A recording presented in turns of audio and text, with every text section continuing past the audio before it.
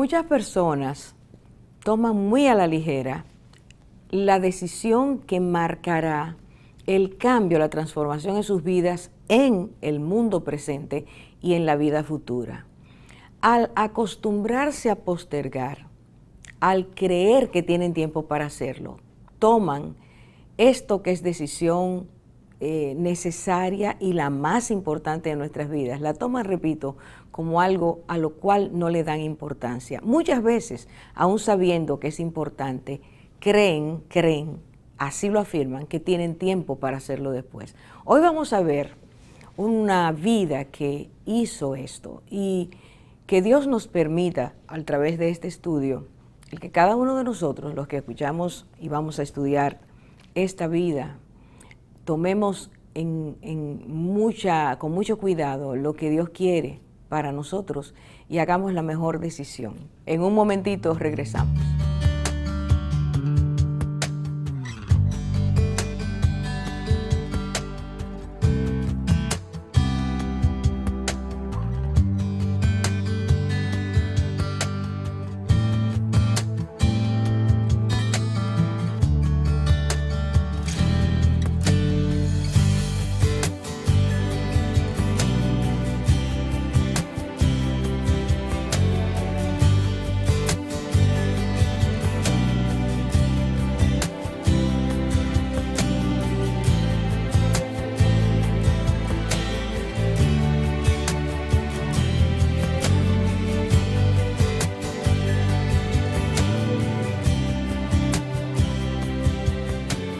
Cuando nosotros leemos esta historia, tenemos que empezarla para ponerla en contexto un poquito antes.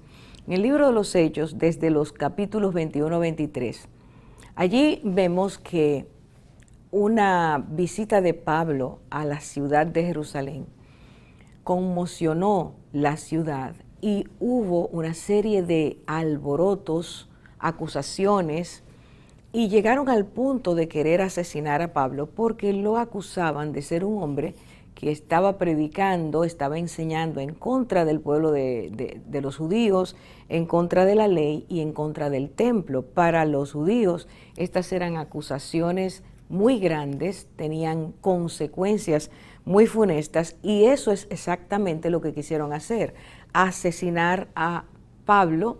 Dice que se encerraron y entonces quisieron darle muerte. Después de un tiempo de violencia, llegó el comandante que estaba a cargo del cuartel en Jerusalén y tomó violentamente, los quitó de allí y se llevó a Pablo para evitar que él fuera matado en ese tiempo.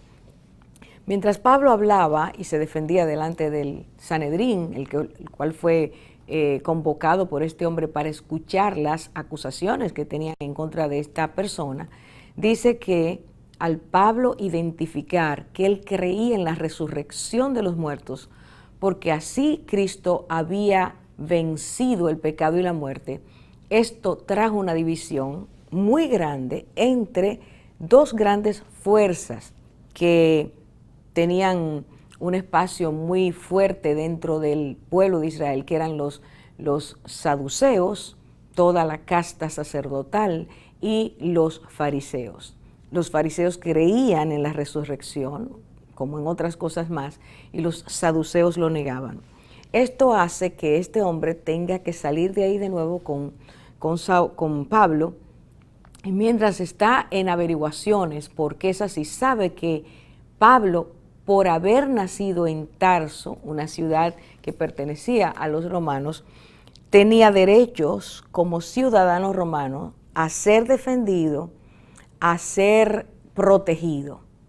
Cuando las cosas se complican más, este hombre que se llamaba Lisias, el que gobernaba las tropas, el que estaba a cargo, el comandante, dice que decidió hacer algo. Para que nosotros podamos ver la magnitud de esto, que son los antecedentes antes de entrar a la historia real que queremos estudiar hoy, dice en Hechos capítulo 23, versículo 23, que este hombre se ve obligado, forzado a hacer lo siguiente.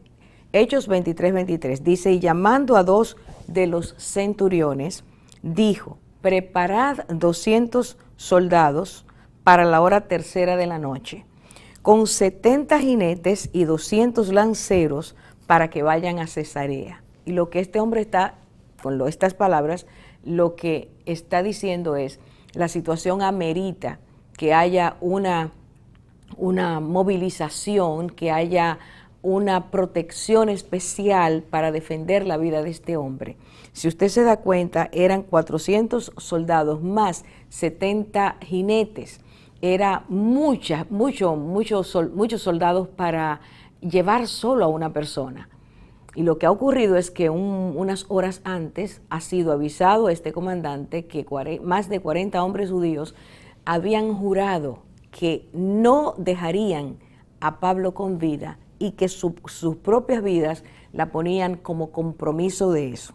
Es esta la razón por la que de repente sacan a Pablo de Jerusalén para llevarlo a Cesarea. ¿Qué hay en Cesarea? ¿Y quién está en Cesarea? Bueno, allí estaba el palacio del gobernador, que en este tiempo se llama Félix, y es de este hombre del cual vamos a hablar.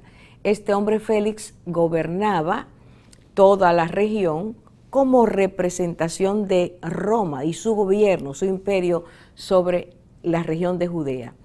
Y es a este hombre al cual le envían a Pablo, el comandante de los soldados, lo envía allá porque él tenía que reportarse al gobernador y envía una carta. Esta movilización es necesario que lo veamos para que entendamos todavía un poco más de todo lo que estaba ocurriendo en ese momento en contra de la vida de Pablo, y es que dice que él envía una carta, pero hace el movimiento, saca a Pablo de Jerusalén a las 9 de la noche.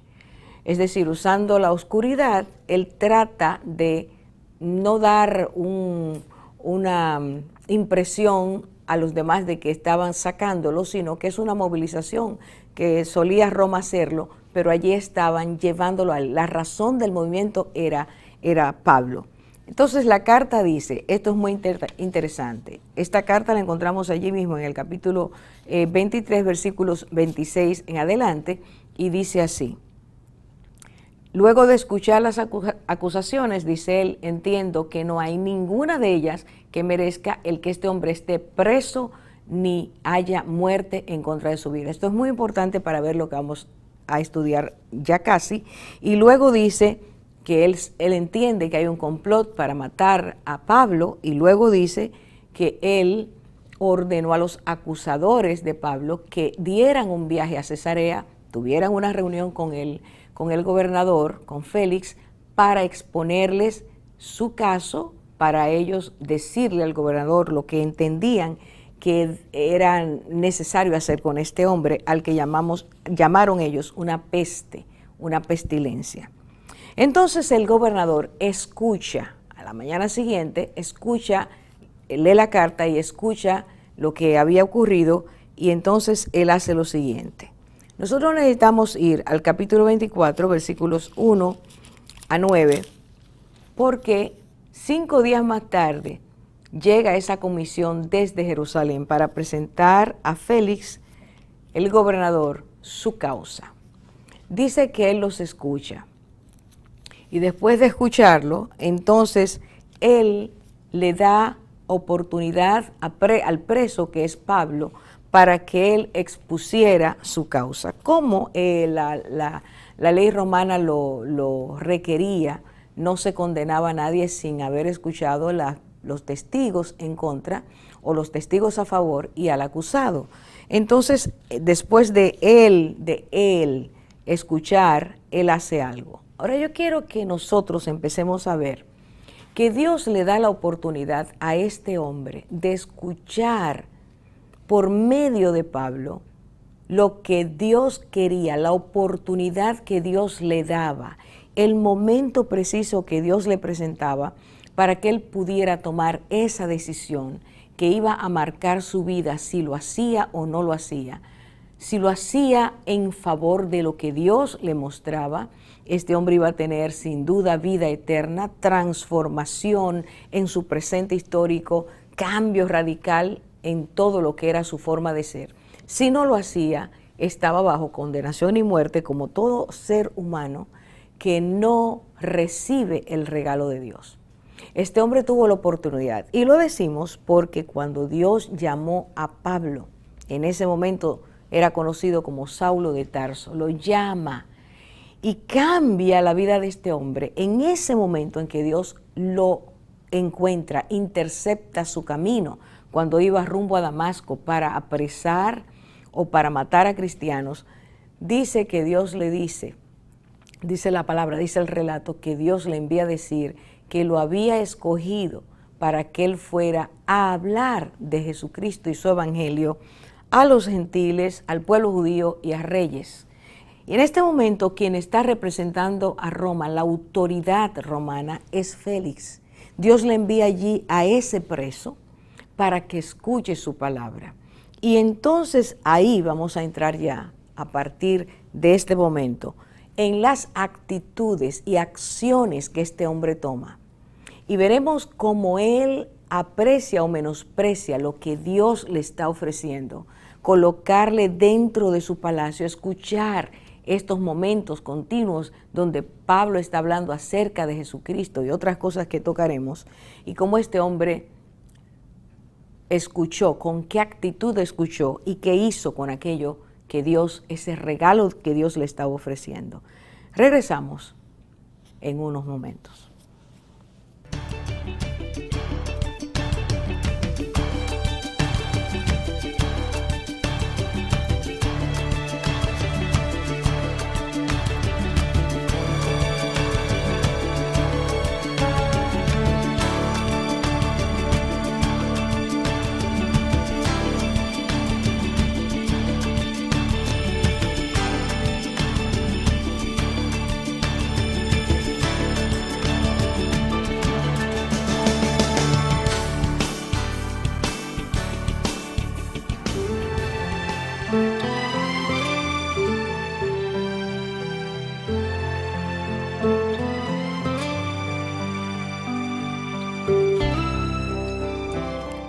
Cuando llegó esa comisión que hemos dicho para decir lo que eran las evidencias que entendían, hacían culpable a Pablo de muerte, al presentarlas a este hombre, dice la palabra que después que ellos acabaron y dijeron lo que tenían que decir y Pablo empieza a hablar, este hombre dice, Félix, capítulo 24, versículo 22, entonces Félix, oídas estas cosas, estando bien informado de esta secta, les puso dilación y les dijo, cuando descienda el tribuno Lisias, acabaré de conocer todo esto.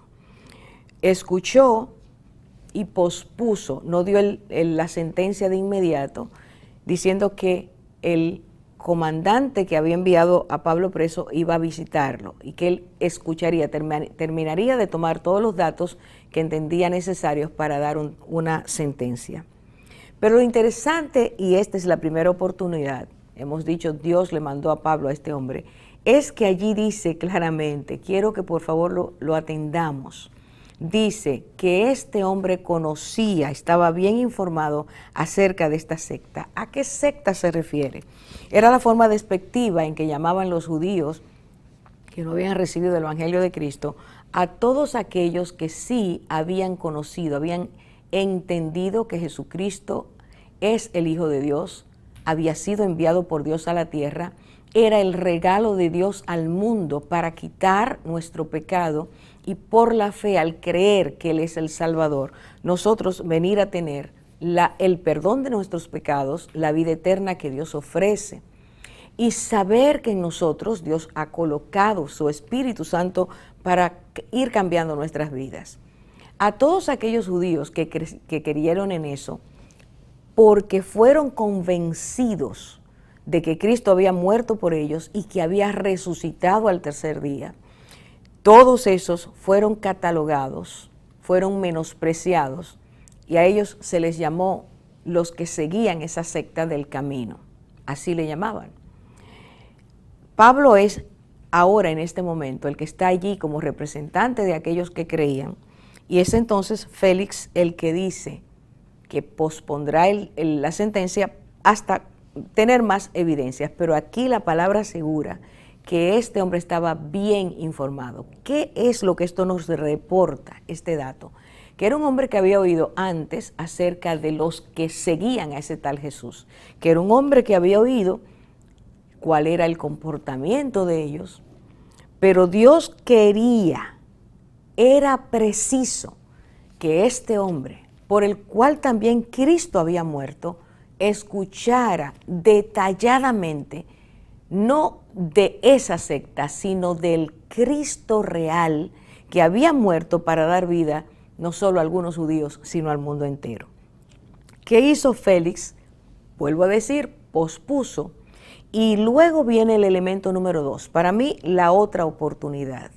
Dice allí que pocos días después, estoy leyendo el versículo 24, llegó Félix, este hombre, el gobernador, con Drusila, su mujer, que era judía, y mandó traer a Pablo y lo oyó hablar acerca de la fe en Cristo Jesús. La segunda escena que tenemos es que este hombre posiblemente habló con su esposa acerca de este judío que le habían traído y el alboroto que todo esto había provocado, y dice que pocos días después de haber tenido por primera vez a los acusadores con Pablo y haber oído las partes de ambos, él llama de nuevo a Pablo, y esta vez quien lo acompaña es su esposa. Su esposa es judía, y dice que ambos, quiero reenfatizar esto, dice ambos lo oyeron hablar de la fe en Cristo Jesús. Lo que Pablo hizo ahora, cuando es traído de nuevo ante este hombre, cuando estas dos figuras prominentes están allí delante de él, es hablarles acerca de la fe en Cristo Jesús. Pablo aprovechó el momento, sabía que era un momento preparado por Dios en favor de estas vidas, y lo que hace es enfatizar quién es Cristo, qué hizo Cristo, cuál es el peso que tenía la resurrección, cuál es el peso que tenía su muerte, qué era lo que Cristo había hecho al morir. Él les habló acerca de esto abundantemente. Y lo interesante para mí es, o sigue siendo para mí, que este hombre, la primera vez que vio y escuchó a Pablo, aun cuando lo trajeron como un preso que merecía la muerte, este hombre no se olvidó del expediente Pablo. Dios estaba tocando, Dios estaba levantando interés en esta vida para que pudiera escuchar que Dios lo amaba, para que este gran político escuchara que Dios lo amaba, que necesitaba el perdón de Dios y la salvación de Dios. Lo que sigue es todavía mucho más interesante.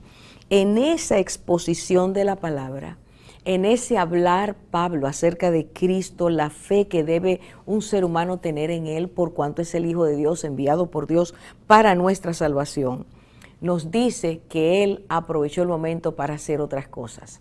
Ahora, es necesario que antes de entrar a este punto siguiente, durante ese día, Pablo ve delante de él a Félix y a Drusila. Algunos datos históricos nos van a hacer entender por qué Pablo insiste en hablar tanto a estas dos vidas de la fe en Cristo Jesús. Como dije hace un rato, su esposa era judía. Según la ley judía, un judío no debían casarse con personas de otras nacionalidades. Ahora, dice aquí que hay un interés especial en ellos dos. ¿Qué tenía que ver con eso? Por un lado, lo que Dios quiere hacer, y por otro lado, hay algo en la vida de ellos dos que no está bien, no había estado bien, no estaba bien. Y en Félix, que es donde más nos vamos a detener, había muchas cosas que estaban mal y Dios quería tocar, evidenciar. Dios quería que esta fuera la oportunidad, te repito una vez más, para que él aprovechara, no pospusiera, viendo su necesidad y viendo el amor de Dios, no pospusiera lo que era la salvación de su vida. Drusila era hermana de Agripa II, venían de la familia de los Herodes. Y este hombre, que era rey en Judea, había decidido que su hermana, siendo de 14 años, se casara con un rey de otro lugar, rey de Edesa, que se llamó Asís. A los 14 años esta muchacha es entregada a este rey, según declara Suetonio, un historiador romano, y dice que esta muchacha, estando casada un tiempo más tarde, decide dejar su esposo y entonces irse con Félix, el hombre que estamos hablando aquí. Es decir, se produce un adulterio, ella deja al esposo al que había sido entregada inicialmente y entonces va a vivir con Félix. Allí está esta pareja, que es una pareja que ha roto uno de los mandamientos de Dios. Ella, por ser judía, lo conocía, pero sabemos por la historia que la familia de Herodes estuvo llena de situaciones de adulterio, de situaciones de grandes pecados, de asesinatos, que la familia una contra otra era infiel, y este es uno de los casos que se da. Ataduras generacionales que van trayendo en los hijos, van marcando en los hijos esta clase de pecados. Entonces, ese día, Dios permite que haya inquietud en escuchar más, y tanto ella como él escuchan la palabra de Dios. Es, por lo tanto, necesario saber estas cosas para poder comprender cómo Dios, en su gran misericordia, siempre nos confronta para traernos a verdad, para que podamos reconocer nuestros pecados, para que nos demos cuenta de su gran amor y decidamos tomar, elegir ese momento preciso que Dios ha preparado para que nuestras vidas sean cambiadas. Y dice que Pablo aprovecha. Váyase conmigo a Hechos 24:25 y dice, y al disertar Pablo sobre la justicia, el dominio propio y el juicio venidero, Félix tiene una reacción que vamos a ver dentro de un rato. Hay tres enfoques dentro de todo lo que Pablo está diciendo que él toma para recalcar, para mostrar a esta pareja. La primera cosa de la que Pablo habla dentro de lo que es la fe en Cristo es que la justicia de Dios debe ser conocida y reconocida. Pablo habla de un elemento básico, de una columna básica de la fe cristiana, de algo que Cristo viene a traer al mundo para que reconozcamos nuestra maldad ante la grandeza de la justicia de Dios. ¿Qué es la justicia de Dios? Uno de sus atributos. Dios es justo y por lo tanto todo lo hace con justicia. Justo en el vocabulario de Dios quiere decir recto, perfecto en lo que hace. Esa justicia de Dios se manifiesta de muchas formas y está basada en su santidad, en su pureza, en su rechazo al pecado. Y se manifiesta a nosotros mostrando que Él es santo, que Él es puro, que Él es perfecto, que Él no está de acuerdo con el pecado, pero al mismo tiempo diciéndonos que porque nos ama, revela ese amor para que comprendamos que hay una puerta hacia la salvación y que esa puerta nos va a llevar, si nosotros la recibimos, a vivir la justicia de Dios. La justicia de Dios, por ser Dios santo, requiere que el hombre pague un precio por su pecado. Hemos ofendido a Dios, hemos dado la espalda a Dios, somos desobedientes ante su ley y nos hemos convertido en transgresores. Cada acto pecaminoso es un reflejo de nuestra naturaleza caída, rebelde y desobediente. Pero Dios nos ama. Y como Él sabe que no podemos nosotros mismos autosalvarnos, Dios ofrece el camino, Dios ofrece la verdad, Dios ofrece la vida por medio de Cristo. Al hacer eso, la persona a la que se le presenta esta realidad, su condición y la santidad de Dios, la justicia de Dios, entonces tiene que tomar una decisión, puesto que Él nos da el cómo resolver. Cuando Cristo muere, la justicia de Dios cae sobre Cristo. Cuando Cristo muere, está muriendo por ti y por mí. Cuando Cristo muere, su sangre está siendo derramada en lugar de cada una de nuestras vidas.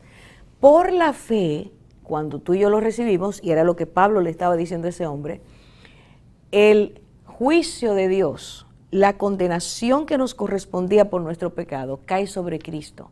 Pero por la fe, todo aquel que entiende que Cristo se ha puesto en su lugar, ha dado su vida, ha entregado su vida, recibe entonces la salvación y la justicia de Dios, en vez de caer sobre esa persona, la muerte eterna que nos correspondía cae sobre Cristo. El castigo de Él se convierte en mi beneficio, en nuestra bendición. Y eso era lo que Pablo le estaba diciendo a estas dos personas ese día. Les habló del juicio. Y como el Señor no hace acepción de personas, Él muestra esa justicia para el pecador, para la persona que le ha abandonado, y la misma medida, la misma forma de salvación ocurre para el que le cree y el que no le cree. Dice entonces que Dios aplica su justicia y rompe. Es una forma de romper, o fue la forma de romper la injusticia nuestra, mostrando su justicia. Paga el precio, pero Él, como Dios santo y justo, como juez perfecto, entonces Él queda satisfecho. Esta verdad tan profunda y tan accesible a todo ser humano, ese día Pablo la expone a esta pareja que necesita ser salvada, que necesita ser confrontada, que necesita reconocer que Dios está diciéndoles que ellos también son pecadores. Porque no importa el estatus social, económico, intelectual que tenga el ser humano, todos somos pecadores, todos necesitamos que Dios nos reconcilie con Él. Esto fue lo que ocurrió en ese momento y por lo tanto, dice la palabra, que el segundo enfoque que Pablo le da a su mensaje para ellos ese día, a estos que quisieron escuchar de la fe de Cristo, lo próximo que Pablo hace es hablarles acerca del dominio propio. No quiero pasar por alto, es necesario que lo diga, que antes de Pablo encontrarse en esa situación, preso delante de Félix y Drusila, él había escrito esa conocida carta que aparece en la palabra de Dios, llamada la carta a los romanos. Pablo había escrito esa carta antes de estar preso, y esa carta tiene más de 30 veces que menciona la palabra justicia. Es un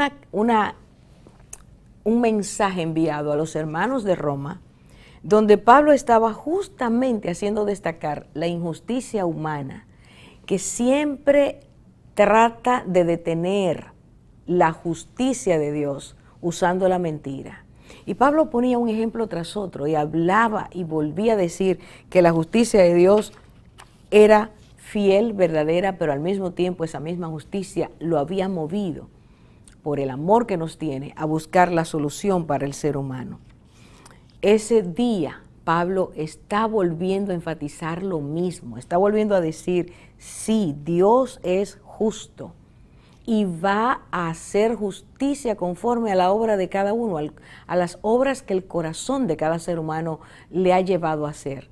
Pero al mismo tiempo, como no hace acepción de personas, al que le crea, Él lo salvará. Al que no lo crea, su justicia vendrá sobre él. De forma que este día, mañana o tarde de ese día, no lo sabemos, allí estaban estas personas prominentes escuchando que el mensaje de salvación también era para ellos. Volvemos a hacer una pausa y ya regresamos.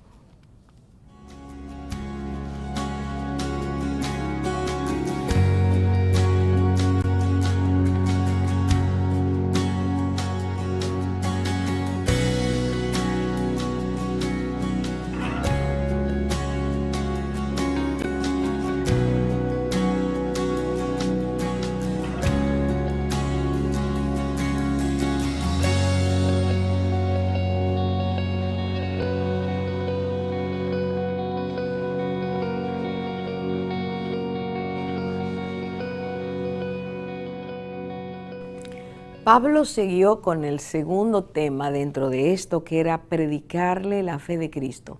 Y ahora pasa de la justicia a el dominio propio.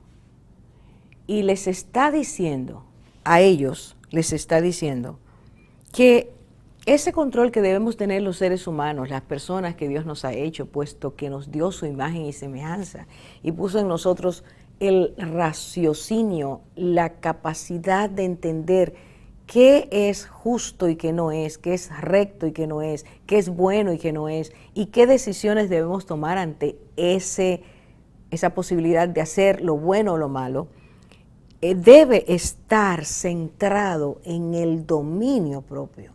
Puesto que somos racionales, debemos tener la capacidad de aplicar la justicia sin recelo, sin venganza, sin ira, sin pasiones, que ese control nos debe llevar a nosotros ser personas que sin dar rienda suelta a nuestra ira, tomemos la decisión perfecta, correcta, la que corresponde a Dios.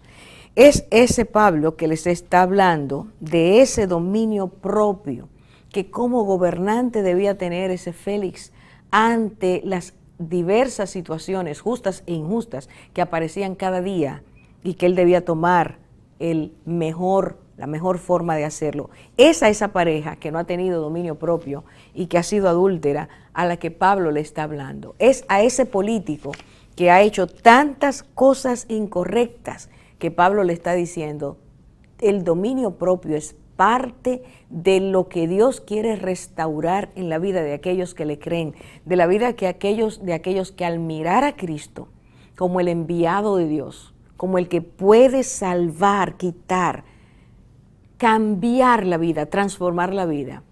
Tú necesitas como político, tú necesitas como gobernante entender esa verdad.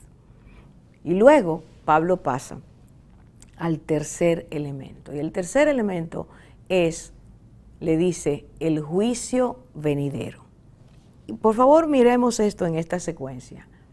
Hablar de la fe en Cristo es hablar del plan de Dios para nuestras vidas. Y dentro de ese plan, Dios siempre nos enseña quién es Él, cuáles son sus atributos y por qué Él nos dice que habiéndonos hecho para ser personas que le agrademos, porque caminamos dentro de su voluntad o debimos haber caminado dentro de su voluntad, cuando no lo hemos hecho y no nos hemos rebelado contra Él, Él nos muestra su amor, como dice la palabra, como dice Pablo en esa misma carta que hemos mencionado a los romanos, porque Dios muestra su amor para con nosotros, en que siendo aún pecadores, Cristo viene a morir por nosotros. Es frente a la abundancia de nuestro pecado que sobreabunda la gracia de Dios. Es frente a nuestra incapacidad e incompetencia que Dios quiere que veamos en Él lo que necesitamos. Él solo Él nos puede dar, solo Él nos puede salvar, solo Él nos puede sacar de las tinieblas a la luz.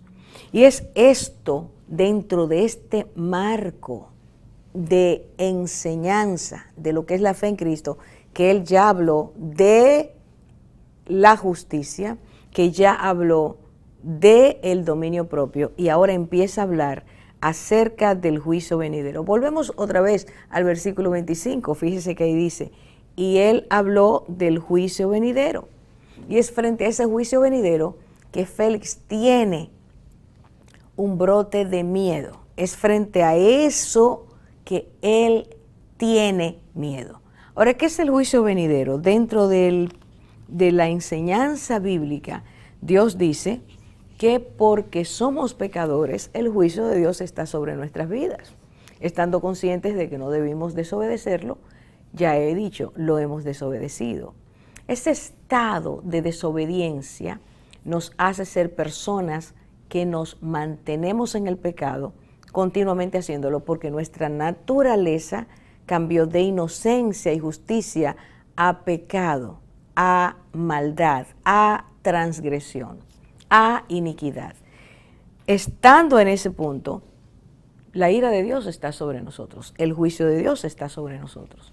Pero como una y otra vez hemos dicho en este programa, Es Dios el que se acerca, es Dios el que ama, es Dios el que llama, es Dios el que ofrece el cómo salir de una naturaleza golpeada, aplastada, esclavizada por el pecado, bajo condenación y muerte, a vida, a luz, a salvación, a transformación, por medio de Jesucristo, por medio de su sacrificio. Y entonces, la ira de Dios, para aquel que no la reconoce y vive posponiendo el recibir el amor, el cambio, la vida diferente, la vida eterna. En vez de tomar eso a tiempo y hacerlo, para el que no lo hace, la ira de Dios permanece sobre él. Esta verdad es la tercera que Pablo les está comunicando. Es ese juicio, justamente, que en Romanos capítulo 2 me va a permitir usted leerlo y si puede, léalo conmigo. Es allí donde dice, y sabemos que el juicio de Dios justamente cae sobre los que practican tales cosas. ¿Cuáles son esas tales cosas a las que Pablo se refiere? Bueno, si usted va conmigo al capítulo 1, Pablo hace una descripción impresionante de lo que es la caída y las consecuencias, lo que el pecado ha traído a nuestras vidas.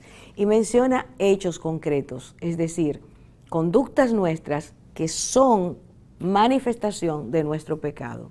Si usted mira desde el versículo 29, dice, estando llenos de toda injusticia, maldad, avaricia, malicia, colmados de envidia, homicidios, pleitos, engaños y malignidad, son chismosos, detractores, aborrecedores de Dios, insolentes, soberbios, jactanciosos, inventores de lo malo, desobedientes a los padres, sin entendimiento, indignos de confianza, sin amor, despiadados. Son estas las cosas, esta lista de pecados, de manifestaciones de nuestra naturaleza caída, a las cuales Pablo en el capítulo 2 dice, vuelvo a leer, y sabemos que el juicio de Dios justamente cae sobre los que practican tales cosas. Es por eso que el juicio de Dios ha venido. Entonces él está hablando con estas personas diciéndole eso. Esos son los pecados, manifestaciones, no todos, algunos de los pecados que la raza humana comete por haberse alejado, revelado de Dios. Y en el versículo 5 hay otro elemento que está implícito en esto que es nuestro diagnóstico y la gracia bienaventurada, preciosa, gloriosa de Dios en favor de nuestras vidas. Ahora dice, en el versículo 5, hay un elemento que impide que el ser humano pueda disfrutar el perdón. Hay una actitud permanente, reiterativa del ser humano que no le permite recibir la salvación tan pronto recibe el mensaje de Dios. Y dice aquí, mas por causa, este es el diagnóstico, de tu terquedad y de tu corazón no arrepentido, estás acumulando ira para ti en el día de la ira y de la revelación del justo juicio de Dios. Vuelve Pablo a decir justo juicio de Dios.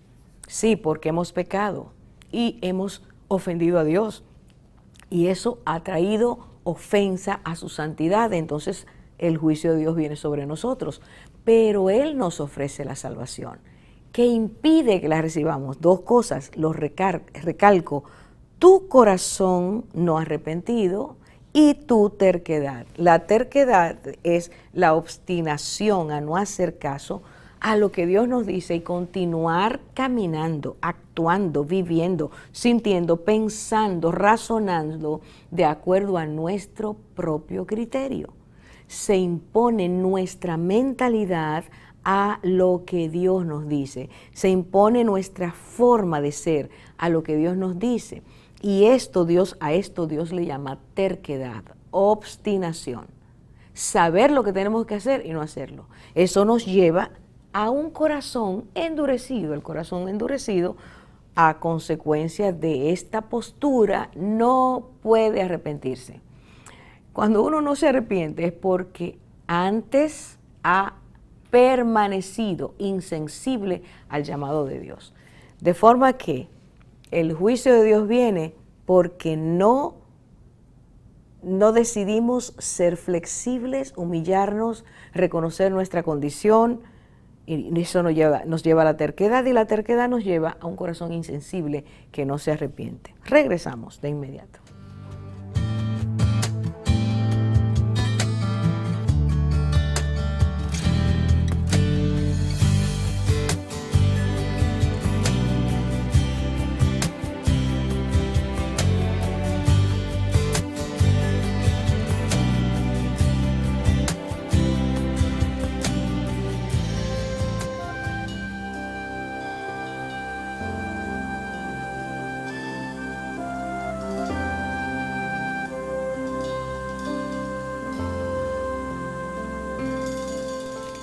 Dice la palabra de Dios que cuando Félix escuchó del juicio venidero, se atemorizó y pronunció estas palabras. Estoy en el versículo 25 de Hechos 24.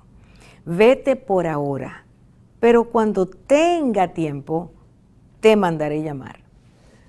Eso quiere decir, pospuso la oportunidad de recibir el perdón de sus pecados. Pospuso el momento que Dios había preparado, que le había llevado a ese preso para que le explicara, le hiciera ver cuál era su condición y cuál el amor de Dios, cuál la misericordia y compasión de Dios, cuál la salvación de Dios. No quiso, dijo, te llamaré después, porque sintió miedo. ¿Y a qué sintió miedo? Este hombre fue redarguido. Este hombre fue confrontado, este hombre se dio cuenta que él no estaba haciendo bien las cosas, que su vida era una vida de un pecador, era la vida de una persona que desperdiciaba cada día, cada oportunidad que tenía, en vez de actuar en rectitud, en dominio propio y evitar el juicio de Dios sobre su vida. Cada día lo hacía distinto. Realmente, aun cuando nosotros leemos en el capítulo 24 que esa comisión, el abogado que llevaron, halagaba a este hombre por cuán bueno había sido como gobernador, la historia dice que era lo contrario, que era un hombre cruel, un hombre que simplemente no le interesaba la justicia en la dimensión que debe ser hecha, sino de acuerdo a sus fines políticos. Y allí estuvo el problema. Justamente la palabra de Dios dice, vuelvo al 25, despide a Pablo, no toma la decisión de recibir el perdón, de arrepentirse de sus pecados, sino que dice cuando tenga tiempo. Así hay muchas personas que entienden que tienen tiempo para arrepentirse, para recibir a Dios, para escuchar el Evangelio. Y es algo realmente absurdo porque ninguno de nosotros sabemos el cuándo nuestro, ninguno de nosotros sabemos cuándo Dios va a decir, tu tiempo en la vida terminó. Ninguno de nosotros puede asegurar que mañana podrá hacerlo. Sin embargo, esta es una de las excusas que el ser humano usa tan frecuentemente para decir, no lo voy a hacer ahora, no quiero hacer caso a Dios ahora, yo creo que lo haré después, o simplemente no lo voy a hacer. Fíjese lo que pasó. En el versículo 26 nos empieza a hablar un poco más de lo que había en el corazón de Félix. A mí me asombra, cada día me asombra más la misericordia de Dios, porque nosotros somos pecadores, muchos de nosotros más retorcidos que otros, a causa de los comportamientos, las conductas pecaminosas que llevamos. Pero todos delante de Dios, todos bajo el rango de pecadores, todos necesitamos salvación, todos necesitamos el perdón de Dios. Y digo que me asombra, porque Dios sabía, Dios quería darle una oportunidad a este hombre y él no la aprovechó. Mire lo que dice el versículo 26. Al mismo tiempo tenía esperanza, está hablando de Félix, tenía Félix la esperanza de que Pablo le diera dinero. Por eso acostumbraba a llamarlo con frecuencia y conversar con él. Usted está escuchando, usted está oyendo. Este hombre era una persona que estaba atada a uno de los pecados que tiene atado al mundo en el día de hoy, que se llama codicia. El deseo de querer más, la insaciabilidad ya sea de poder, ya sea de riqueza, ya sea de placeres, la persona nunca está contenta con lo que tiene. Este hombre, gobernador de Judea, representante de Roma, era un hombre con un corazón codicioso. Tenía la esperanza de que Pablo le diera dinero. Y esto quiere decir, cuando nosotros lo miramos fríamente y a la luz de la palabra, que aunque Pablo llegó a ser una persona, un preso muy interesante, podía hablar con Pablo, era interesante hablar con él, era interesante escucharlo. Sus motivaciones de llamarlo continuamente, dice, acostumbraba a llamarlo con frecuencia y conversar con él. Ahí en el versículo 26 lo dice. Su interés no era oír la palabra de Dios, sino que Pablo cayera en una trampa por cansancio, por ir tanto, por no estar preso, que en algún momento él le propusiera a Félix, mira, te voy a dar tal cantidad de dinero para que me libertes. Lo que tristemente ha ocurrido en millones de personas que han pasado a través de la historia momentos de injusticia y que frente a la pecaminosidad de los jueces o de los abogados que defienden al injusto, se han visto ellos mismos forzados a dar dinero o a ser comprados cuando se les ofrece la libertad, porque de la única manera que entienden pueden ser libres es así. ¿Cuántas injusticias se han cometido a través de la historia? ¿Cuántas se cometen hoy? En el mundo entero y en nuestro país, de manera galopante, crece la injusticia porque los jueces se venden, porque se dejan sobornar o sobornan, porque los abogados también lo hacen. Es terrible que la codicia sea esa especie de monstruo que asfixia nuestras vidas. Una de las características que Dios pedía a los jueces de Israel es que fueran justos, que conocieran la ley de Dios, que se sometieran a su voluntad, que supieran que Dios, el Altísimo, tenía sus ojos sobre ellos y un día le pediría cuentas. Que para poder tener a un país en orden era necesario que la ley se cumpliera, era necesario que nadie se vendiera, era necesario que el soborno no existiera, que fuera decapitado. Pero para que eso ocurriera, tenía que haber temor de Dios en el corazón, tenía que haber hombres o mujeres que fueran aprobados, que fueran personas íntegras, que entendieran que era necesario traer sanidad a una nación por medio de sus decisiones apegadas a la ley. Y en este momento nosotros estamos viendo lo que hace el espíritu político en las vidas de las personas que se dejan atrapar por estas cosas. Se vuelven codiciosos. La corrupción, según Transparencia Internacional, poniéndolo en nuestro contexto, esa entidad que se dedica a anualmente tomar el pulso de cómo van las acciones en los gobiernos y las naciones, nos dice cada año, cada vez que hacen su reporte, que cada año aumenta la transgresión, la iniquidad, el amor al dinero, que la corrupción se produce en los gobiernos y en las instituciones de poder. Tristemente, hemos llegado a un punto donde los tentáculos de este monstruo nos trae en derrota.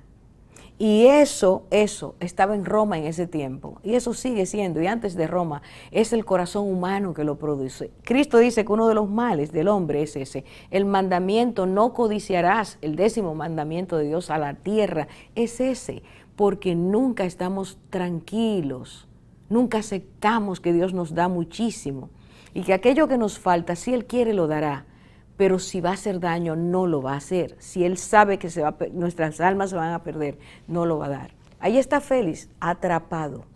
Escuchó tantas veces, déjeme decirle por cuánto tiempo, versículo 26, versículo 27 dice, transcurridos 2 años, este hombre a cada momento llamaba a Pablo para oírlo.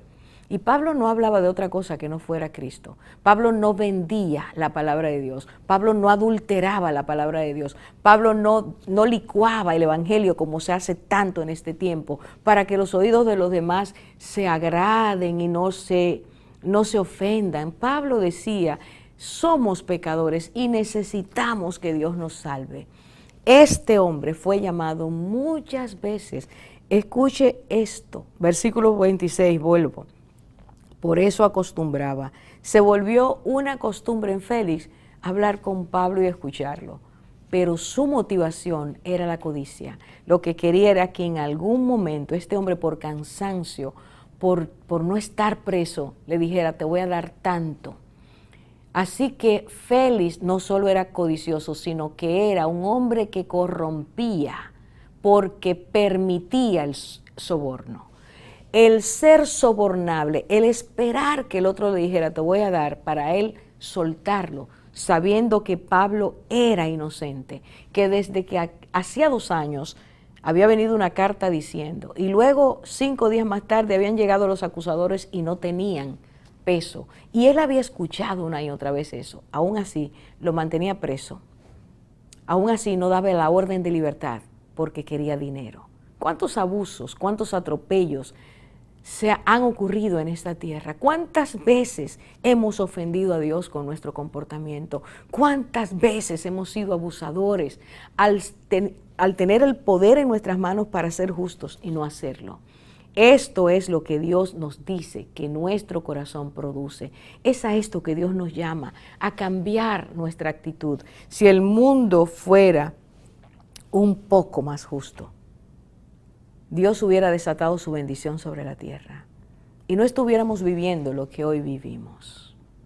Pero no decidimos en el momento de la oportunidad cambiar, sino que extendemos y afirmamos nuestra manera incorrecta de ser. Félix era codicioso, Félix era sobornable y Félix era injusto. No le dio la orden de libertad a Pablo. Así que llegó de Roma el decreto de que él tenía que salir justamente por las injusticias que hacía, por las quejas que llegaban a Roma. Y entonces el Senado da la orden y este hombre sale. Pero dice allí que a todo lo que ya hemos visto él añadió otro pecado. Permítame que lo leamos. Versículo 27 dice, pero transcurridos 2 años, Porcio Festo llegó como sucesor de Félix. Hay un cambio de gobierno y de gobernador. Y dice, y deseando hacer un favor a los judíos, Félix dejó preso a Pablo. Aún sabiendo, este hombre con el que había hablado tanto y sabía que no era culpable, por hacer un favor a los judíos. ¿Qué quiere decir eso? Eso se llama manipulación, eso se llama espíritu político, eso se llama usar el poder para que a aquellos yo les caiga mejor, para agradarlos. Y eso implica injusticia, eso implica maldad, eso quiere decir el corazón se ha insensibilizado. Este hombre oyó la palabra de Dios 2 años, escuchó a uno de los exponentes más grandes, más preciosos que Dios tuvo en el siglo I. Dios lo envió a su propio palacio para que lo conociera, para que le hablara. Y este hombre, por su codicia, por su vida en desorden delante de Dios, por su injusticia, no quiso aceptar la salvación. Te llamaré más tarde. Es una frase que a través de la historia ha resonado en la humanidad cuando se le presenta el Evangelio. Lo haré después. Sí es verdad lo que tú dices, pero todavía no estoy preparado. Voy a dejar que Dios me toque más. Esa es la historia de Félix. Yo no sé cuál es, de Félix sabemos cuáles son las cosas que le impidió hacer esto. De ti no sé, quizás es que estás metido en la política y tú quieres llegar más lejos y no te atreves a dejar lo que entiendes es el propósito de tu vida por Dios. Quizás eso mismo te va a llevar a otras cosas, a otras trampas. Quizás es la codicia, y no hay que ser político para eso. Está en nuestro corazón. Es algo que tenemos que decapitar cada día. Quizás es la falta de dominio propio, como la tenía Félix. Quizás es un amor adúltero, fornicario, una pasión desordenada, un pecado enraizado que no nos deja decirle a Dios, sí, ven, entra, cámbiame, transfórmame. No sé cuál es, Dios lo sabe, pero hoy a través de esta palabra te está diciendo, hoy es día de salvación. Hoy es día donde tú no debes seguir posponiendo la oportunidad, porque no sabes, tú y yo no sabemos, cuál será el último momento, la última hora en que tendremos que darle cuenta a Dios, porque pasamos por la tierra y no aprovechamos. Si eres niño, si eres joven, si eres adolescente, no pienses, yo tengo mucho tiempo, soy un joven. Si eres un adulto, joven, no pienses, todavía me falta mucho, tengo que disfrutar más la vida. Si ya eres un anciano, no pienses, quién sabe si Dios me extenderá. Mira, todos nosotros, todos, nuestra oportunidad es hoy. La Biblia dice, hoy es el día de salvación, hoy es el día de salvación.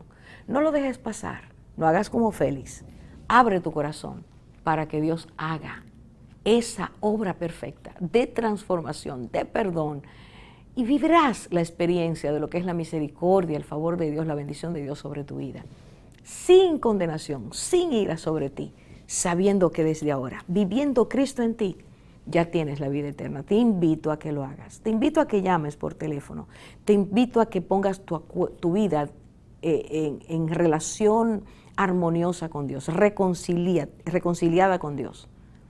Te invito, como decía Pablo, como embajadora de Cristo, reconcíliate hoy con Dios, porque un día tendremos que dar cuenta, un día le veremos. No tendremos excusas si no lo hacemos.